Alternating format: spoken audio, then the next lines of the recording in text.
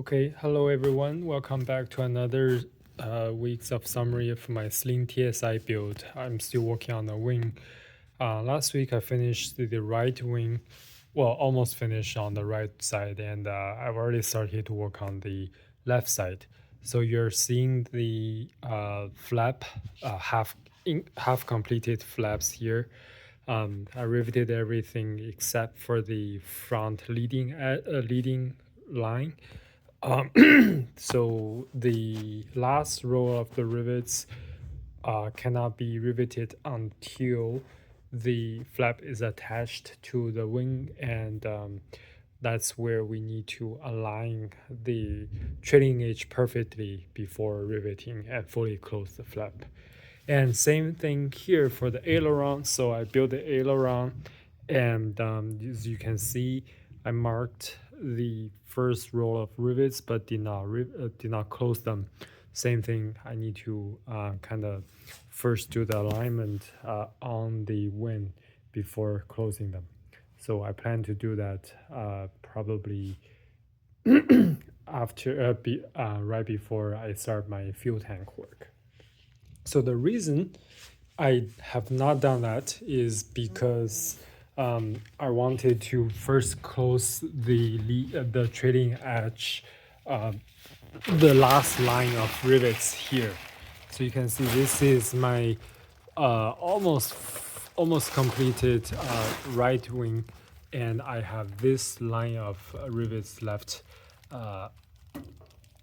Haven't quite finished them yet. So most builders on this Facebook group recommends using AN 470-4 rivets because the sharp end is slightly shorter than the pop rivets we typically use, and it provides a better clearance between the wing skin and the flaps and the aileron.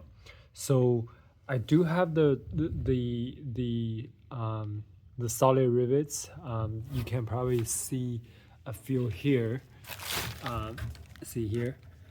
I have them set. I have them kind of ready to go, but I have not actually set them yet. I try to do set them with the hand riveter, but the effect was not very good. It takes surprisingly a lot of amount of energy power to squeeze it, and when I did it for one of them, I think my hand shaked or something, but the skin was it caused a little bit ripple on the skin. So I don't want to do that for like 200 of them. So I bought a pneumatic squeezer.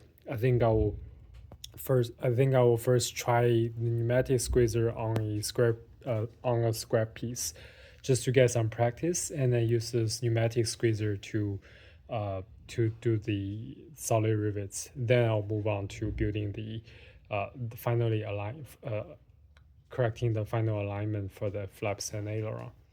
Then we'll move on to the fuel tank. So in the meantime, I started to work on the left side of the wing assembly. So you can see we have most of the spar ready to go. So I put in all the ribs and flap tube and also the long aileron tube. So this is actually more, I guess, this has not been done to the right wing yet. I actually did this for the left wing. So on the instruction, what I think most people did was to insert this long aileron tube when before final assembly. Or some people will actually just drill a hole here and insert it. So I thought, when I when I put in the ribs, I was like, I have the space, might as well just put the aileron tube in first as I rivet them, as I put in the ribs. So that's what I did, and it actually worked out quite well. There's no issue inserting the aileron from basically the short, the narrower side, like going that way, when I sort of installed ribs, and no issue with clearance for handling the rivet gun either. So I think that that worked out pretty well. Then I dimpled prepared the bottom skin. It hasn't been riveted yet. I also have my wing harness ready to go. So I think next step on the left wing side, I will just kind of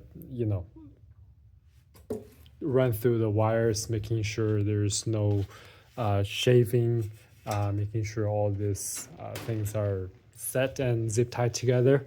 Then I will just basically rivet them together, and I will flip and then do the top side, and then it will be the same state as the right. Okay, next I want to show you a setback on the right wing, if you will. I previously have already riveted everything together on the leading edge, but as you can see now, actually most of the rivets are actually being drilled out. I haven't finished drilling out all the rivets yet, but they will be gone. The reason is I actually need to replace this top skin, or I want to replace this top skin. I already have a replacement on order. Thanks. They should be arriving here fairly shortly. So the reason I want to get a new skin is because of this thing. I'm not sure if it shows clearly on the camera, but I had a pretty significant ding on the skin right next to this rivet line, and it's actually right at the intersection, at the cross of the rivet line. So I think technically I can fix it by cutting a patch and then doing a doubler or something based on the AC4313. But since I'm pretty early on the build stage, I'm like, I might as well just get a new skin and don't think about it. So lessons learned. This is caused by a hammer drop, like just hammer doop, drop down here and cause a little thing. Fortunately, there's no other damage on either on the rib or on other parts of the skin.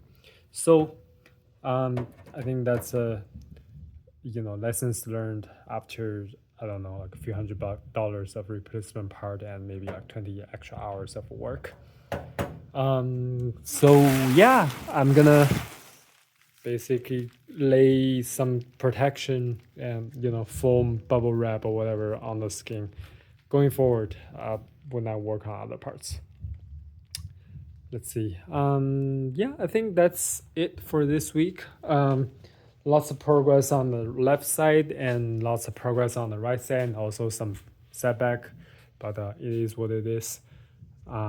Yeah, I think it's coming together pretty nice.